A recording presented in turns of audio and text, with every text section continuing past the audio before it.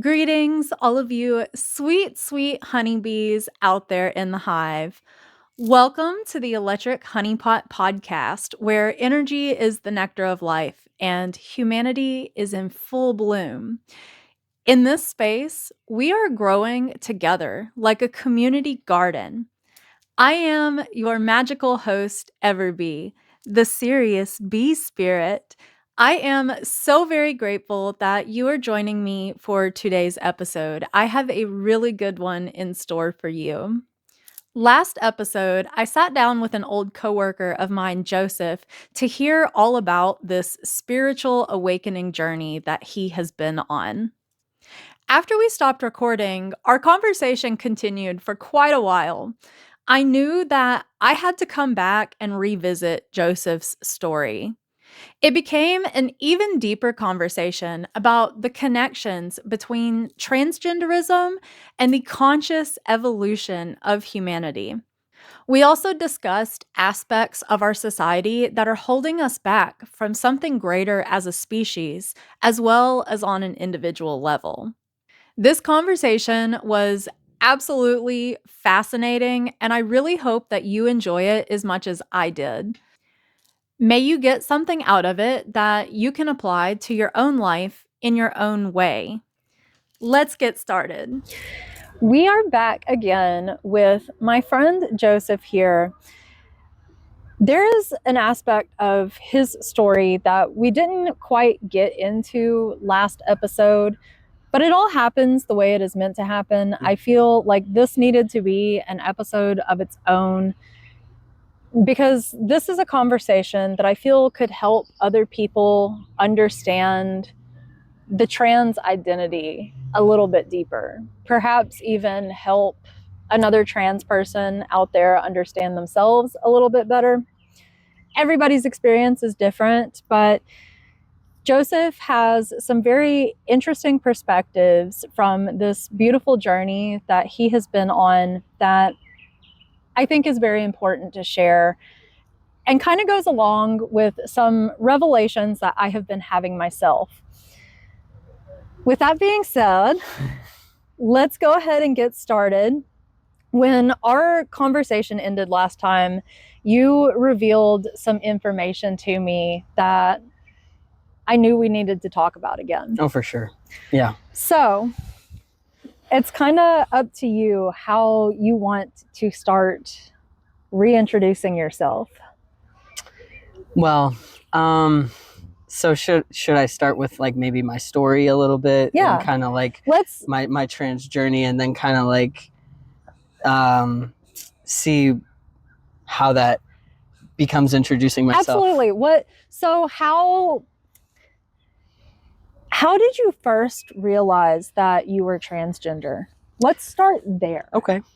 So I remember, because of, my memory being a little foggy, I remember my siblings telling me at a rather, I think around like a teenage age, you've been saying that you were a little boy and Joey since you were 3 years old.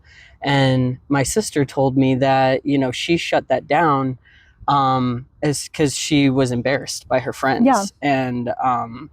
And I was like, I want to wear my brother's clothes. I want to be like, my name is Joey, and that's who I feel like I am.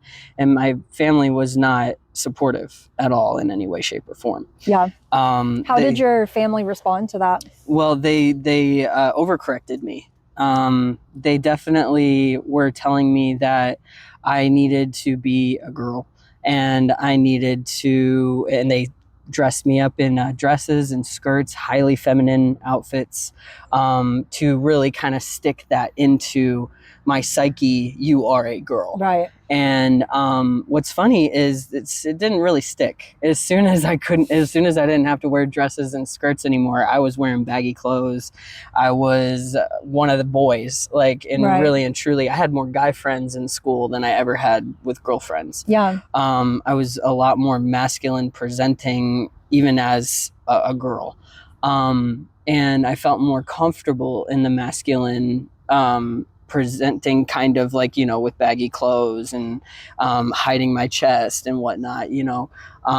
As soon as I started developing, I wanted to uh, constrict it. I wanted to bind, and I was wearing like, two sizes too small sports bras, and I didn't connect to my chest at all. I really didn't. I never did.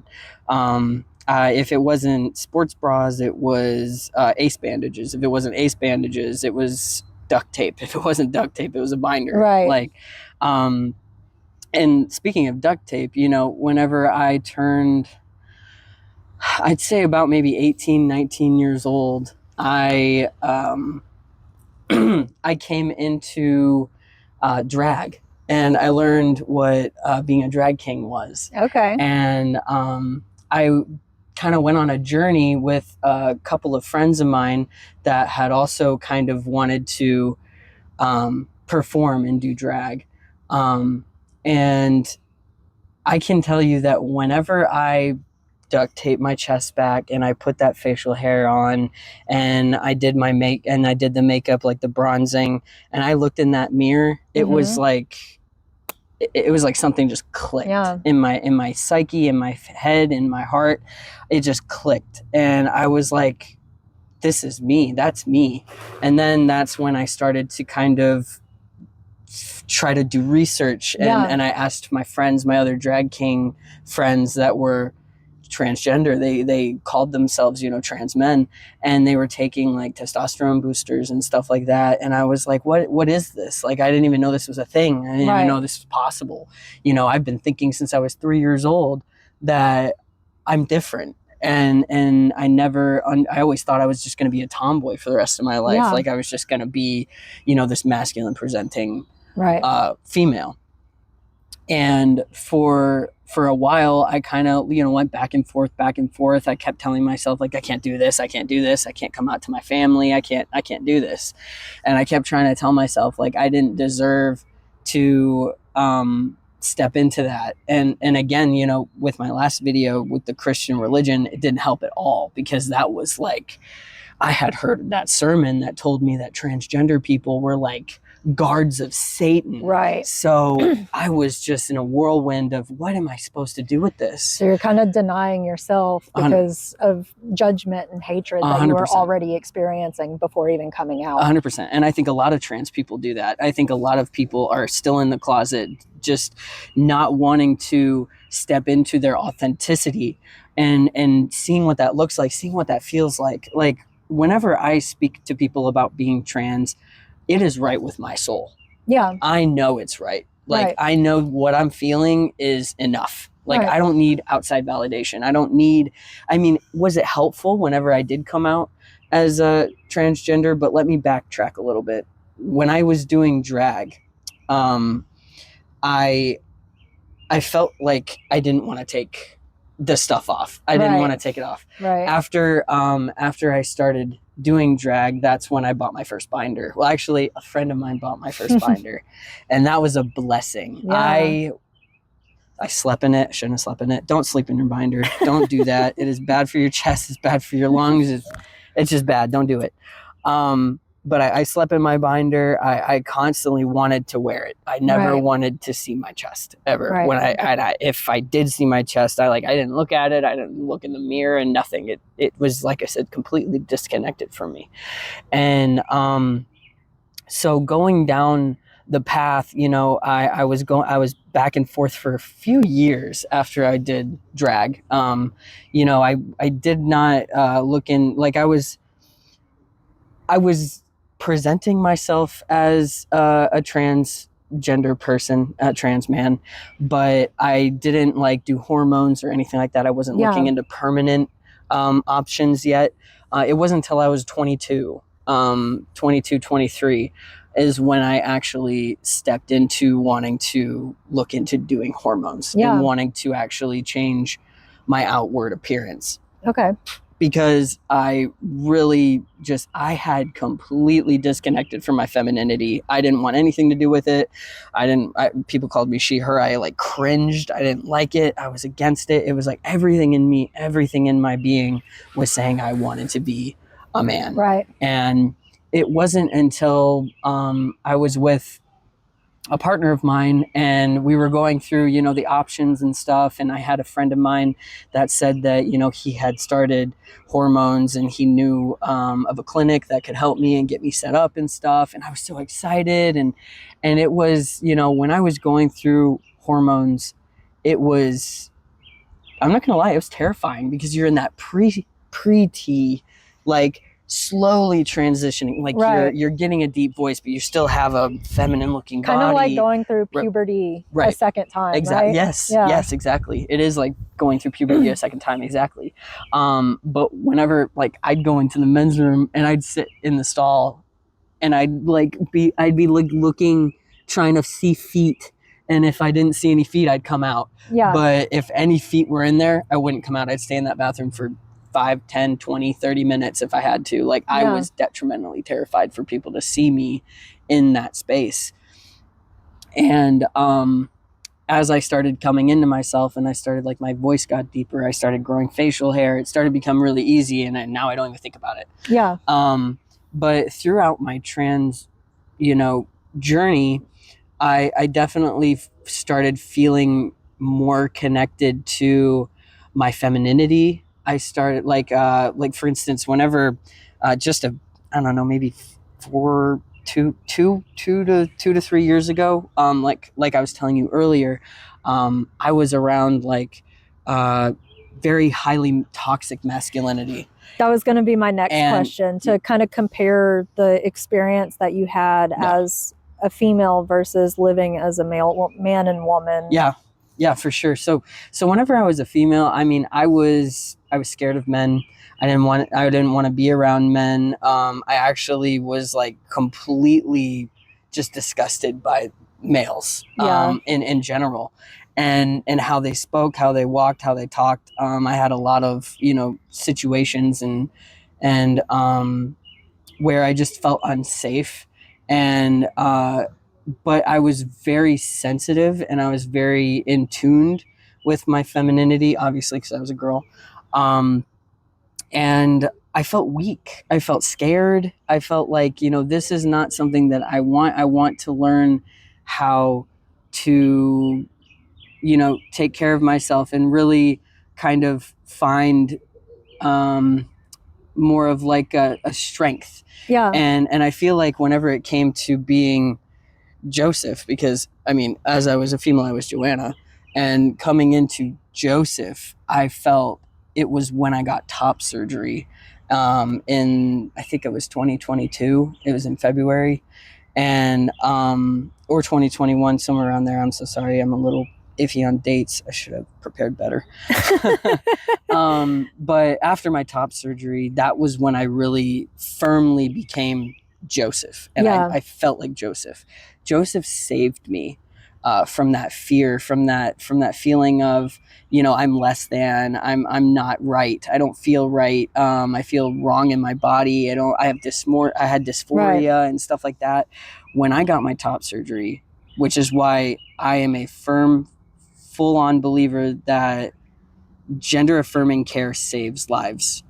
It does. It really does. Because when I was Joanna, before I got my top surgery, I had dysphoria that made me feel so disconnected from my body, from my spirit. I mean, I was already disconnected from my spirit, but my body, my mind, my life, and it constantly just felt like it was fighting. Like I was constantly fighting myself to this fear, you know, of I don't look right, I don't sound right, I don't feel right. And it wasn't until I got top surgery I really stepped into my confidence as the man I was. And that was when, you know, I had that job with the very toxic masculine people, and they made me feel disgusting to be a man, and they were very crude, and just they didn't care about what they were saying around me. There was no filter, right? Because you know that men put on a absolutely facade. the whole locker room talk for sure subject. So you got to experience like the the toxic side of the woman experience versus like the toxic side of the masculine experience. Mm-hmm. Yeah, I've experienced both, which is honestly a blessing, because now I know how to feel around people. I know how to be more in tune with people on both ends, right? Yeah. So, like, for instance, it's hard for me now because as I've grown, I have stepped so far into my femininity. So now I feel like I am represented in this body as, you know, very masculine, because this is comfortable to me. This is comfortable in my soul. I love having body hair. Hello, friend. I love having body hair. I love having facial hair. I love my chest. I love my body. This is happy home for me. Right. And when I was in my femininity and I looked feminine, I wasn't comfortable. I was never comfortable. Right. And did it feel kind of like a prison? Yes, 100%. So hormones and surgery definitely helped me find who I really want to be. Right. But I could never disconnect from my nurturing side, my femininity, my love for people, my affection. And those are things that I couldn't tap into when I felt like a trans man. I felt like I almost had to disconnect myself from those. Right. But now, as I am today, I feel as if I am a marriage of both. I love that. So you would say you had to have this experience as the woman and the experience as the man to find your center? Yes. As if both of these energies have always been a part of you. Yes. And it was about just the journey, integrating them with each other instead of rejecting one over the other. Mm-hmm. And so what unfolded in the conversation we had whenever we cut the video last time was about Joseph integrating these to become an entirely new person. And I really feel, I literally started crying when when they told me. I feel this is a part of your journey that you should embrace. Yes. If you think you're ready to do it. Yes, I want to introduce myself fully and completely, stepping into this for honestly the first time really with my full self. I am Josepi. It is a marriage of Joanna and Joseph, and we have come in complete full circle, and it feels right within my soul. I want to step into my new era as they them, because it is, and this is my personal story. This may not resonate with other people, and I understand that, but this is my personal story. Joanna and Joseph are two very immense spirits inside of me, and together we are Josepi. And I cannot take away from Joseph, and I cannot take away from Joanna, because they both hold so much of my spirit, my history, my being. And to be able to love both of them with the same affirming just care and understanding, both of them, is otherworldly. I mean, being able to feel a almost like a group hug is happening with myself, Josepi, with Joseph and Joanna, like the three of us almost, is just an absolute different experience. Like, I have never been this spiritually attuned. Not even when I was in the Christian faith was I this spiritually attuned, and I think that's because of age. Because when I was in the Christian faith, I was a teenager. Now I'm a grown adult at 31 years old, and I'm ready. Like, I'm ready to take this step and to own this and to be who I have been journeying to find and to become. To me, it feels like a deeper soul identity over this ego identity that so many of us live by. You know, I recently said that I wanted to start going by Everbee because it feels like that's who my soul is, not Autumn, who I've lived most of my life as. That's the most beautiful thing about like music festivals and giving like starshine, like this is starshine, or you know, like having those kinds of beautiful spiritually inclined like names and nicknames and stuff. Discovering who your soul is versus this identity that was given to you. And one reason why I feel really connected to your journey, I am not someone who has ever identified as trans, but as I have evolved spiritually and started to, I've explored my sexuality. I've explored my gender identity with the whole tomboy experience growing up and stuff too. I have also never really wholly felt in line with what it means to be a woman. And I definitely haven't felt aligned with what it means to be a man. Mm-hmm. And as I have evolved, I have found myself in this non-binary space where I have been realizing that gender is just these social constructs. They're these boxes that are meant to limit our soul's expression and who we feel we are on the inside, our consciousness, based on this very limiting vessel that we're currently inhabiting. Right.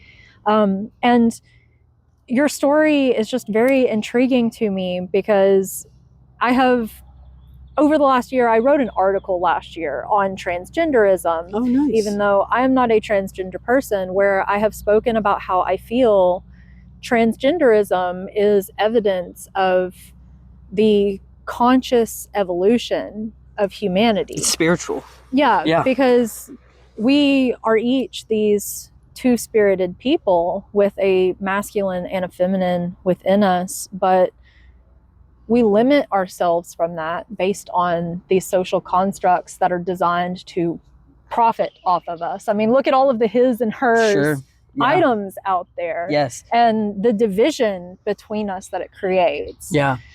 Also, I wanted to speak about like me having a more masculine presenting vessel now. I feel like I'm so in tune with how I can make women feel. Yeah. I am so immensely in tune with how I could be making a woman feel when I walk behind her, when I am speaking a certain way, when I can't hug them the way that I used to hug them when I was a woman. Right. I can't give them compliments the way that, you know, I really would want to and had more confidence to do when I was a woman. Will you share your experience of going to the self-defense class? I never went. You went to some kind of class where there were women. Oh, that was actually an essay. Okay.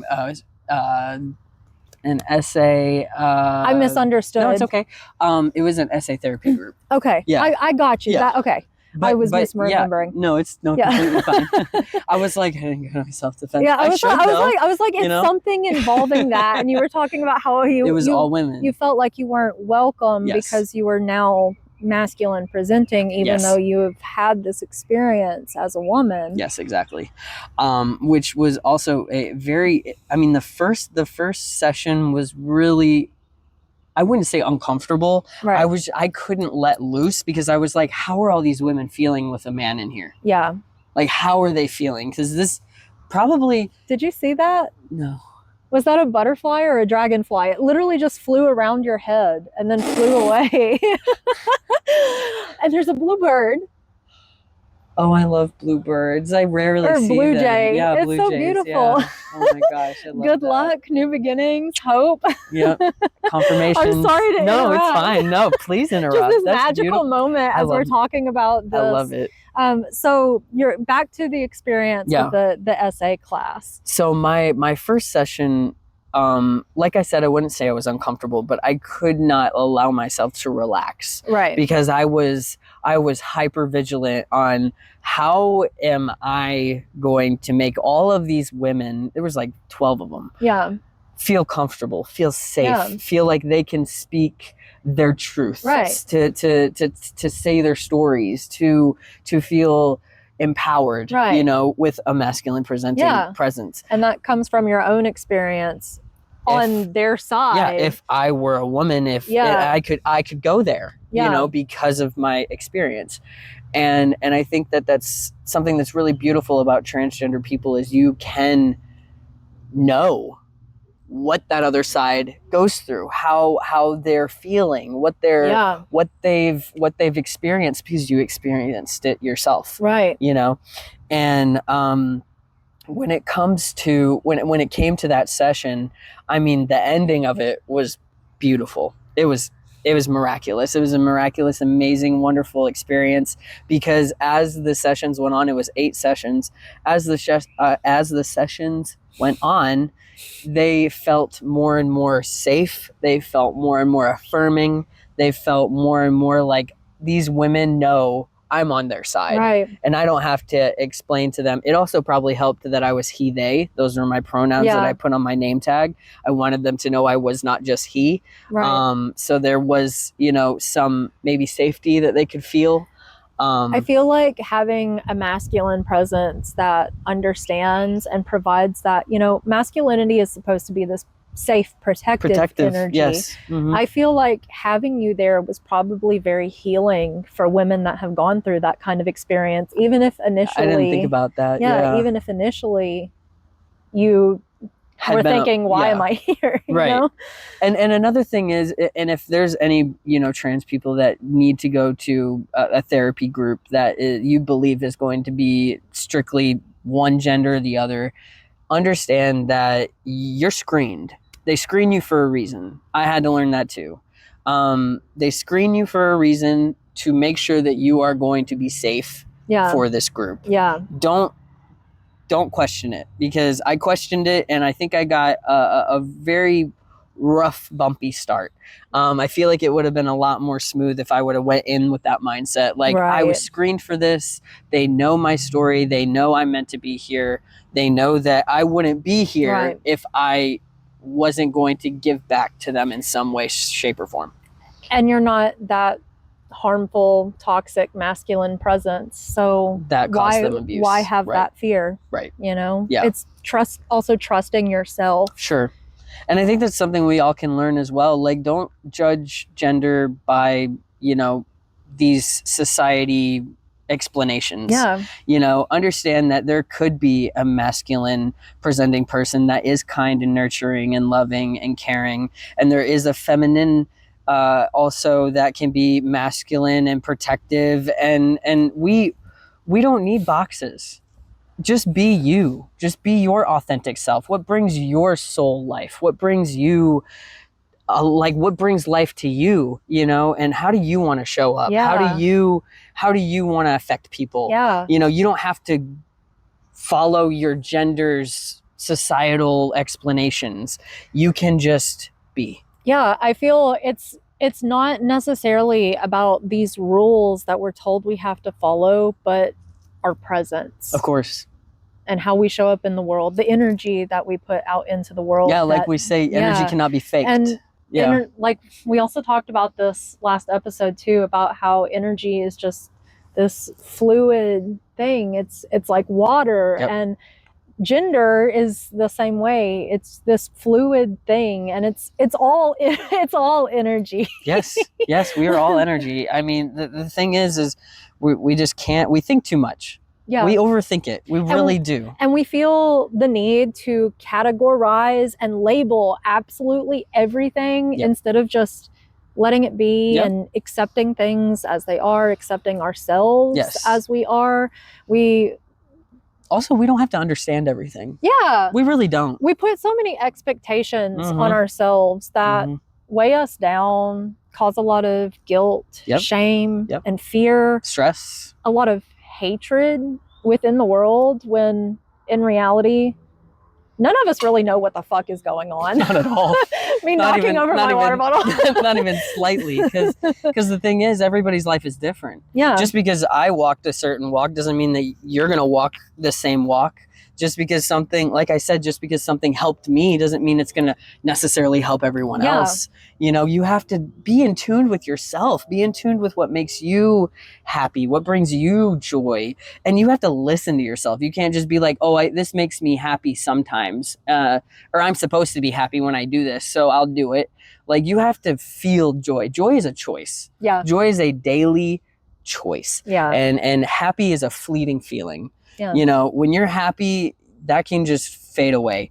Joy is a constant decision, and being able to do what, like I said, you know, with my 4 pillars of truth, all of those are stabilized in joy. Yeah. Because your joy is where you find your truth, where you find your comfort, where you find your safety. What brings you fulfillment, what brings your soul fulfillment, what brings you to understanding the world in a better place is understanding yourself. Absolutely. And touching on joy and what brings you joy, the people that try to dictate your personal truth and your experience comes from people that are not living within their own personal joy. Oh yeah, some people are even projecting because they want to live the life you're living, and they're like, well, I can't, so you can. Because if you're secure in your personal truth and your existence, then why do you feel the need to control everybody else around you, especially when them living their experience has nothing to do with you and doesn't affect you? Exactly. You know? I think that's another really beautiful layer of it, is when you are so certain and you are living your life specifically by what you want, by what this says, by what you feel. I feel like it's more of a blend of what this says and what this says. Oh, for sure. Yeah. For sure. But being able to attune to that and live your life and walk your life accordingly to that, nothing can stop you. Yeah. Nothing can stop you. You are unstoppable. Right. Because people will come to you and say like, oh, I think you're wrong. Well, I'm right in my world. Yeah.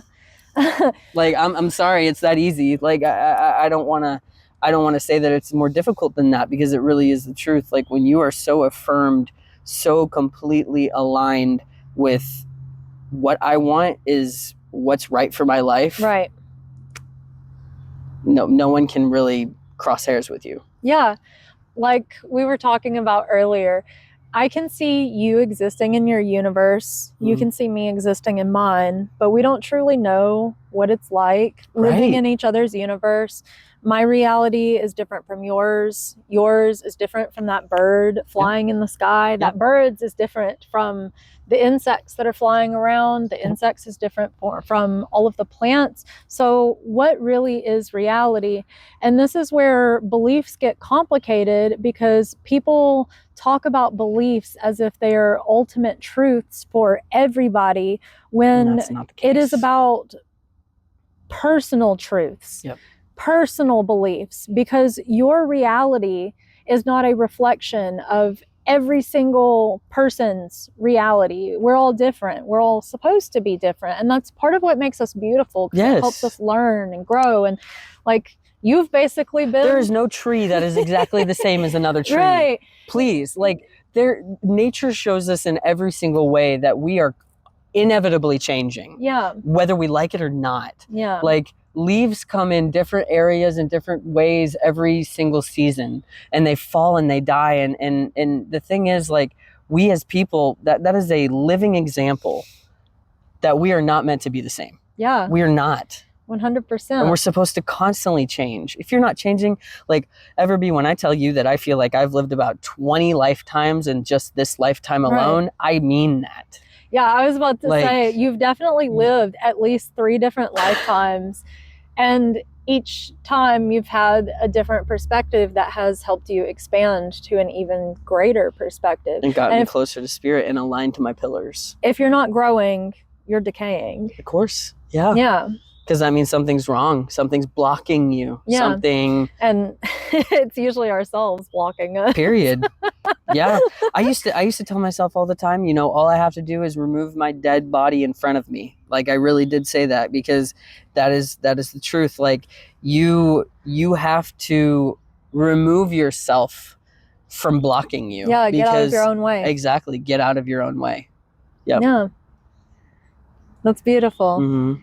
I feel like humanity as a whole has been standing in its own way from evolving into something better, and these, because they want what's familiar. Yeah, they want what they know. They're scared of change. Yes. And people lack curiosity about other perspectives and experiences, which is one reason why I want to do stuff like this. Yes. Is because I think other experiences are absolutely fascinating. The more you know, the more you grow. And hearing, perspectives like yours and meeting people like you helps me grow and evolve and learn more as a person too. Same, vice versa. Yeah. Please know that. Hello, friend. And I just think it's important to share that with the world and try to encourage others to open their minds and their hearts, because we're all destined for so much greater than what we settle for. Oh, yes. As human beings, and we block ourselves by being closed-minded and having closed hearts and hating one another. That kills you. Yeah. Because that causes stress.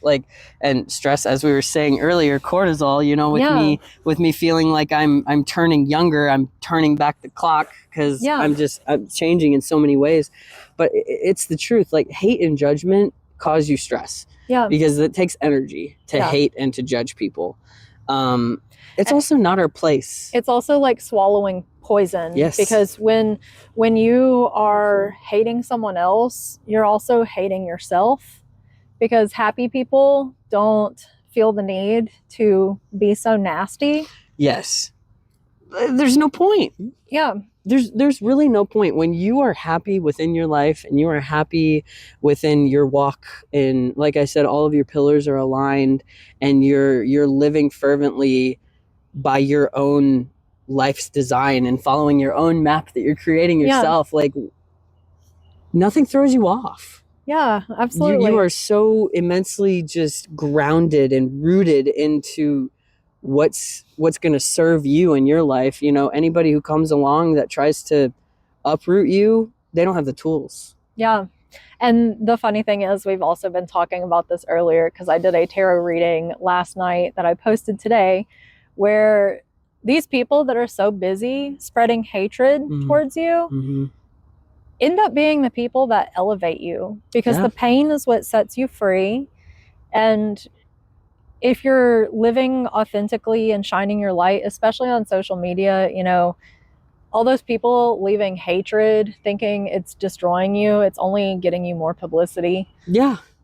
Plus, like I said, a lot of people, they think, especially when it comes to religious folk, and I'm not trying to signal anybody out or anything, but they think that they're doing a righteous act. They don't believe that they're speaking darkness or death or destruction into your life. They think that they're saving you. Yeah. And that's the thing. Everyone needs to just learn, stop trying to control people. Just that's it. That's the baseline. Just stop trying to control other people. Just because somebody wants to do something with their life to bring them joy does not in any way, shape, or form mean that you need to validate it. And what kills me about religion in particular is it's this dogma and trying to control and change people based off of something that they were told was true. Sure. Not necessarily what they discovered they've experienced for themselves. With their own life. Yes. And there are some people where, religion helps them connect to their personal spirit. Which is beautiful. But a lot of people, like myself and you in your own journey, we were indoctrinated into it. 100%. I was racist. I was homophobic. I was transphobic. I was so beyond disconnected from the outside world. Yeah. I thought it was evil. Yeah. And that's the thing. They get you when you're a child, because that is when you are the most vulnerable. Yep. When you're a sponge. Yeah. Everything they say, I'm a full-on example of that. I was a sponge. People said, you're such a good follower of God. You're so loyal. Like, you sacrifice so much. And I was happy about that. I was proud of myself, because I was given this good energy for all these really not so great things that I was doing for my life. And that definitely kept me on the course to want to do more of that. And it takes a lot. I'm telling you, if I wasn't gay or trans, I would probably still be a Christian. I would be a missionary in China, more than likely.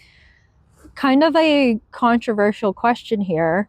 On the topic of children being sponges and the preying on vulnerability, how do you feel about the conversation about the trans community being forced on children? So when it comes to that, I mean, I definitely understand that. I knew when I was 3. Yeah. So I really believe that it depends on the child, it depends on the parent, it depends on the situation. And I think everything could be different. Yeah. Like, every situation could be different.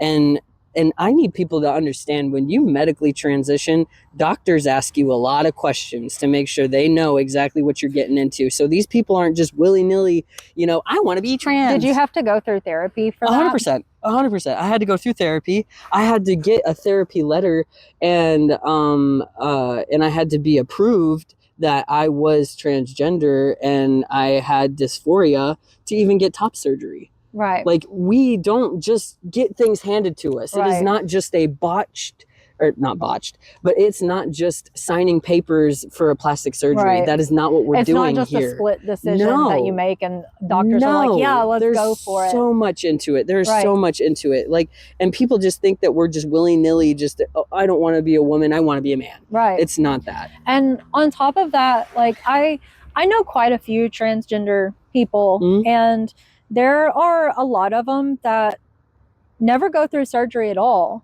You don't have to. Yeah. Yeah, no, you don't have to. Because they don't feel like that's a personal choice. Yeah, like they don't have to do that. Yeah. And it's not forced on them to do that or to keep their natural body. They just live as the gender they feel they relate to. Yeah, and then you have a ton of people, out in the world that are like, if you don't get surgeries, then I'm not going to call you by your... Right.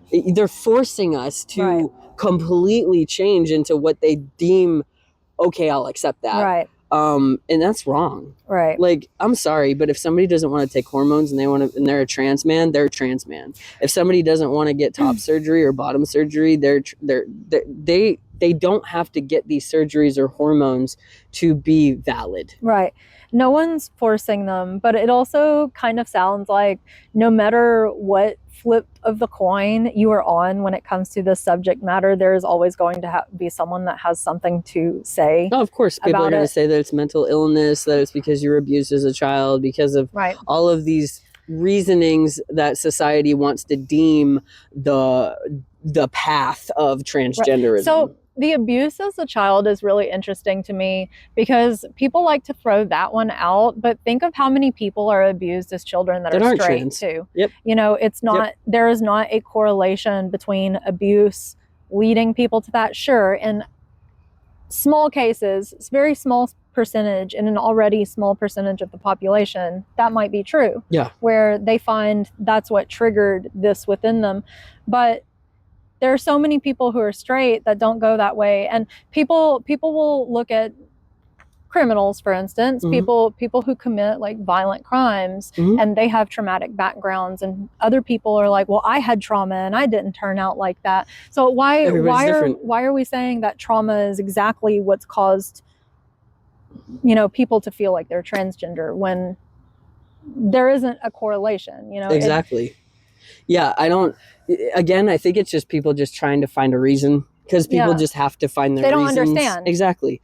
And with people who don't understand, they have to have control. They have to have control over it. So what they try to do is just conjure up these reasons in their minds as to why we are the way we are. They have to have something to blame. Yes. Because what's happening doesn't make sense. Yeah, it does not compute in their brain. So they have to have something to blame for it because they don't understand that experience. Very interesting. Yeah.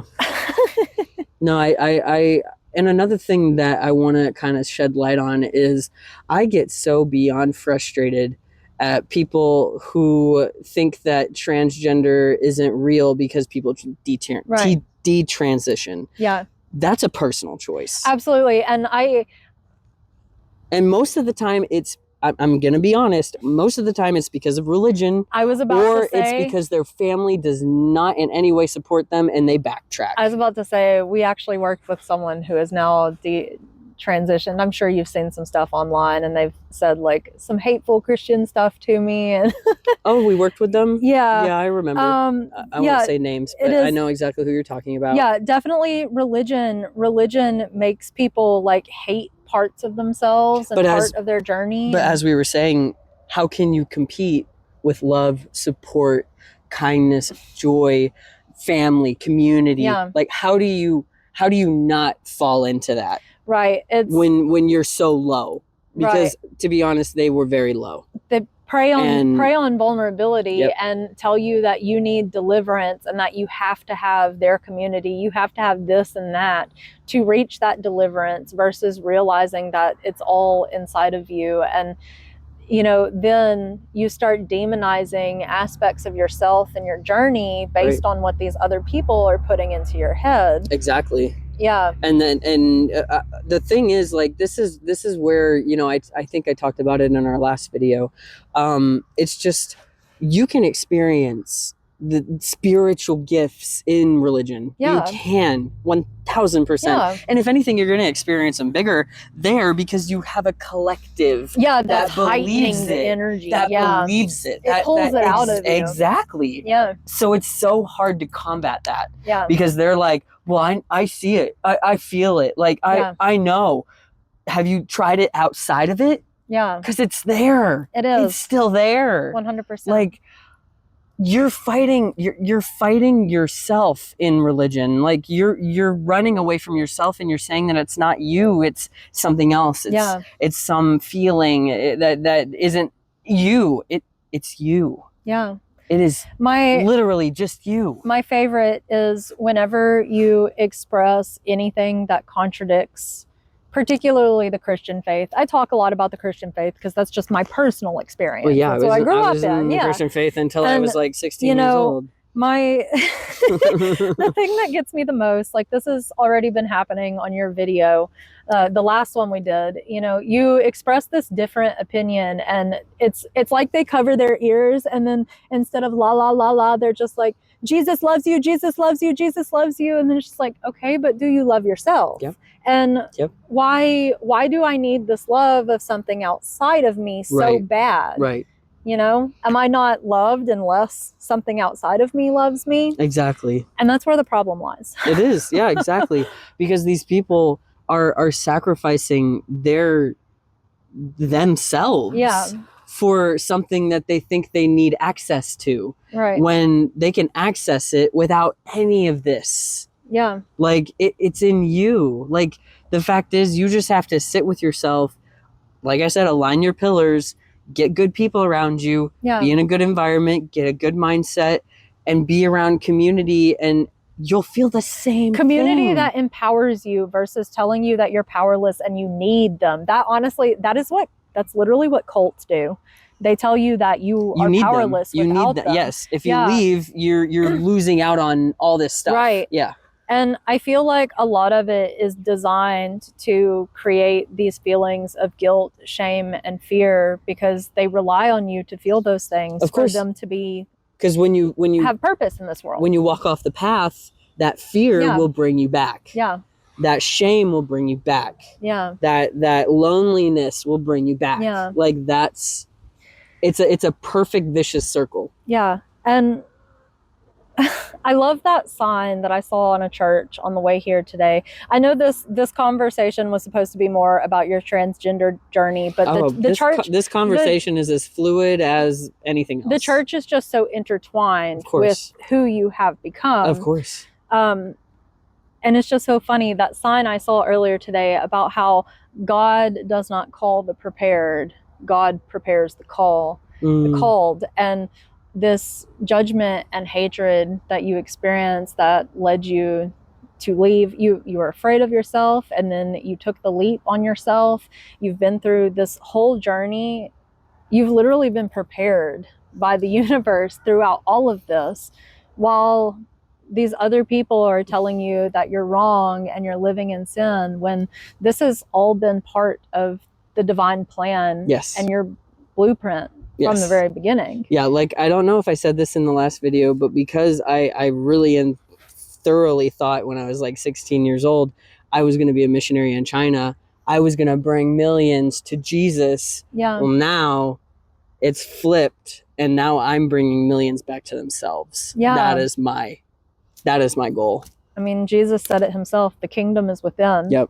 And something I want to point out, when people talk about you're not going to get into heaven because you don't follow these rules that this religion tells you to follow, when in the Bible itself you have the parable of the sheep and goats, where the sheep get into heaven, and when the Messiah returns and the goats are like, why aren't we being allowed back in? They're literally told that, well, when I was hungry, you didn't feed me. When I was thirsty, you didn't give me drink. When I was unhoused, you didn't house me. While I was imprisoned, you didn't visit me. And to me, that is just further confirmation that the divine lives within each and every one of us. And the whole point is to treat other people with kindness, regardless of their situation or your personal beliefs, because that's still God that you're speaking to. When you do an act of kindness to someone else, you're doing an act of kindness to yourself. Yeah. When you do an act of hate or judgment towards someone else, you're doing that to yourself. You're poisoning yourself by 100%. trying to poison others. 100%. Yeah. It is a full circle. Yeah. God and the devil live within each of us, and it's called spirit and ego. Yeah. And you choose which one you want to live within. Mm-hmm. Heaven and hell is a state of mind. Mm-hmm. It's not this Jesus outside, is you, and God is life. Yeah. And it's not this outside place. It's something inside of you that you create every single day, and your internal world controls the choices that you make in the outer world, which creates whether or not you're living in heaven or hell. Yes, exactly. And I love the fact that, whenever I was sitting after watching The Secret, and the 4 pillars of truth came to my mind, and now I'm writing a book about it. Like, I know that this is so true, because your mind, your company, your spirit, and your environment are the fundamental blocks of what your outer life experience is going to look like. Yeah. I love that you're finally writing the book. Yes. Yep. Already got a blueprint draft done, and I'm just going to keep adding to it. I'll probably have it done hopefully in the next month or two. I mean, I'm ready. When I tell you that I am fervently grounded and ready for whatever source, spirit, God, the universe, river of life has for me, I'm so diligently ready, and my palms are open, ready to receive, and I'm ready to take that whatever step it is. On my way here, I saw a truck that said phase 3 on it.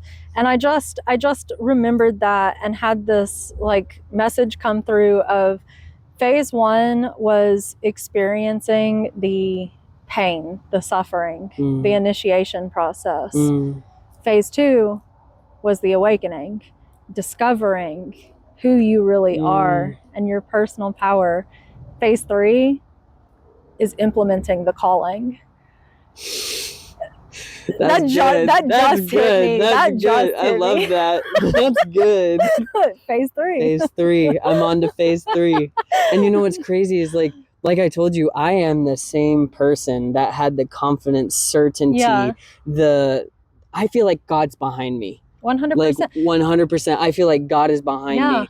And I am just if God's got my back, come what may. And come for me, please. Spirit, the divine universe, is the one that created your blueprint No other human being has the right to tell you what your blueprint is and what your path is meant to be, because Source is the one that should be guiding you. 100%. And the only one that you should be listening to. Yeah.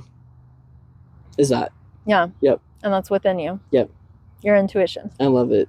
Yeah. I love it so much. Like when I tell you that I feel genuinely powerful, I feel so powerful. like I said, you know, I know what we're talking about is very controversial. Yeah. I'm not scared. Right. This is a fearless conversation, as you said, and I have no fear. Like, come what may, the hateful comments, the messages, come what may, because I have, like I said, I was dead in a prison cell in my mind, and for years I never thought I'd live again. Yeah. So what do I have to lose? Right.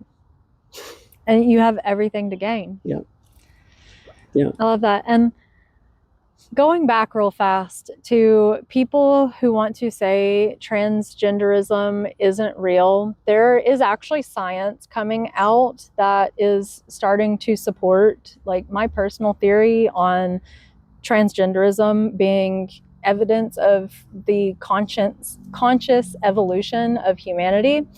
When brains are being looked at under MRIs of transgender women, so male to female, their brains do not light up in the same way as a cisgendered man's brain.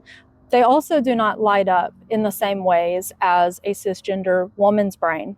They have completely new patterns that light up underneath an MRI scan, and the new pattern contains both elements of the male brain patterns and the female brain patterns. Wow. In one. That's incredible. And, you know, our brain, the neurons that are firing within the brain that creates these images on MRI, that is our conscious energy flowing through the brain.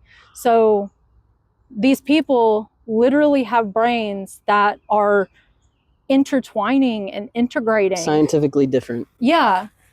Like, science is literally supporting my personal theory on transgenderism. I love that, because that's like, you know, that's one of the biggest things. That's the biggest problem with the world. There's not enough education on transgenderism. Yeah. There's not. And there's just speculation and assumptions and lies and horrible movies. And the thing is, transgenderism has always been around.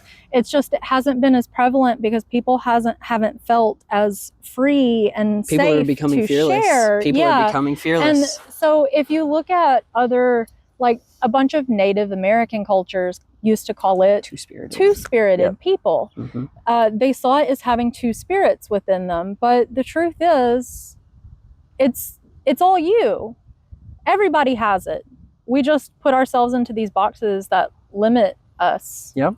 And prevents us from unlocking that. Yeah. Like, who's to say a, you know, man can't be feminine and not gay? Yeah. Like, who says that? Right. No one. Right. But yet there is such a huge just controversy when it comes to a man, especially a straight man, that's a little girly or a little feminine, and that's wrong. Like, if a man wants to, you know, like a little boy saying his favorite color is pink, that does not mean he's gay. Why does pink have a gender also, anyway? Yes. Or blue. Why are we gendering colors? Yeah, and the thing is, the funny thing is, royalty actually used to use the color pink for men, while women wore blue. Oh, wow. Like, going back to, like, we flipped that script. Yeah, going back to places like France and around the 1700s. Wow. And, like, during the Renaissance and all of that, you literally had royals where the men wore pink because the men wore pink because it was a shade of red. So it was viewed as a more masculine color, whereas blue was this soft, feminine color because it's connected to emotion. Water? Water. Yeah. In tarot, the cups, the water is connected to your emotions. Femininity. Yeah. Wow. That's so fun. See, the thing is, like, this is all just a game. Like, that just keeps getting flipped. They just keep changing the rules. They just keep changing it. They change the rules up. to keep you confused and to keep you detached from yourself. Yep. That's exactly right. And I feel like the further you go in life completely detached from your authentic self, the more miserable your life will be. 100%. We talked about this earlier too. You will never make the world happy.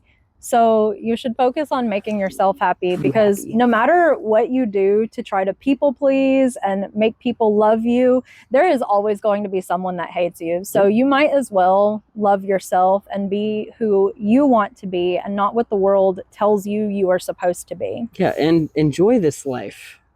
Like in any small ways that you can, even if it's going outside and sitting all by yourself in the sun. Enjoy your life. Find ways to enjoy your life, whether that's singing in the shower or dancing like an idiot in your bedroom or spinning or drawing or coloring, even if you're not good at it. Like, find your joy, because that's what this life is about, is finding your joy. And when you find your joy, others will find their joy. Yeah. Blessings gravitate to you whenever you live in alignment with your joy. Yes. Yeah. Abundance is found in your joy. Yeah. Gratitude is abundance mindset. Joy is abundance mindset. Yep. And that is where the miracles happen. 100%. All the time. Yeah. Over and over, every day. I feel like this is a good place to close it out. Nice little positive, happy note on abundance. Yeah. I want to thank you so much for sharing parts of your transgender journey. My honor. Becoming someone completely new, Josepi. Yes. It is a pleasure to meet you and to introduce you to the world. I also want to thank you for allowing these episodes to be more of a conversation where we get to kind of bounce off of each other and share perspectives and wisdom. Yes. Because that's what makes it natural. Yeah, it's more of a learning versus me just straight up interviewing you. Yeah. And I enjoy that. I like the conversation aspect of it. Yeah. I think that it's a beautiful natural flow. Yeah. Like I said, our energies dance. And you're not a science experiment for me to dissect, but a person that I want to genuinely connect with. And so I just appreciate. I appreciate this space, and I appreciate the step forward that I am taking with sharing my story. Yeah, I'm very proud of you and how far you've come. And I can't wait for you to release your book. I'm going to read it. It's going to be amazing. Yeah. Well, I hope you have a wonderful rest of your day, night, week, month, year, and life. Doing my little close off, even though I'll probably do it again whenever I add in my ending. Remember to be curious, question everything. Most of all, stay sweet, honeybee. Sting when it counts. Thank you so much for taking the time to listen to this episode of the Electric Honeypot podcast. It was an honor to sit down with Josepi again and be a part of introducing them to the world. If you would like to continue following their journey and their personal evolution, I have included all of their social media links down in the description box below for you to give them a follow. If you are interested in coming on the Electric Honeypot podcast to share your journey and your perspectives, I would absolutely love to hear from you. You can go to my website, electrichoneypotproject.com, and submit a contact form down at the bottom of the webpage, or you may email me directly at BeeConnected@electrichoneypotproject.com. Both of these options will also be linked down in the description box below. As always, I hope you have a wonderful rest of your day, night, week, month, year, and life. Remember to be curious, question everything. Most of all, stay sweet, honeybee. Sting when it counts. Bought a one-way ticket on a hero's journey, awakened on earth. Yes, I am back again, forging my path to ascension. My mind greater than any weapon.